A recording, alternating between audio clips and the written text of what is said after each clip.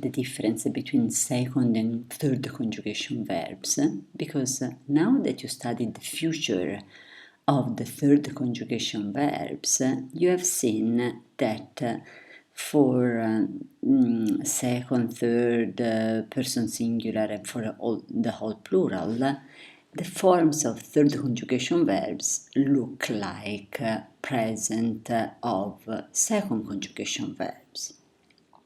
So you have to really be careful when you translate. In the sentences you have done today, you have translated many of the verbs that were in future as if they were present, because you looked at the form of the verb, like here, ducet, okay, and you saw et, and you said, okay, this is like the third person singular of the verb videre, videt, so present indicative. But instead, it's the future of the verb duco, ducere, duxi, ductum, a third conjugation verb. So the form ducet is future.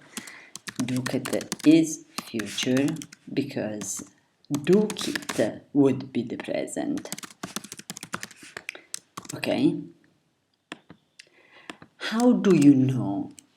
How do you recognize a verb that is future from a verb that is present if they look the same? The trick, the important thing is to know by memory the principal parts of that verb. That's why there is need for memorization of the vocabulary in this course. If you already know that the verb duco is duco, ducere, duxi, ductum, you know that it is a third conjugation verb because the first person of the present has just an O, not EO, like video, videre for the present, or moneo, monere. It is true that the infinitive look the same, okay? Ducere and monere, they look the same because we don't mark the short E against the long E usually, okay? Latin doesn't, your textbook does, but just to help you out. What you should do is really look at the first person singular of the present. If it does not have an E, if it has simply an O, okay, it's a third conjugation verb.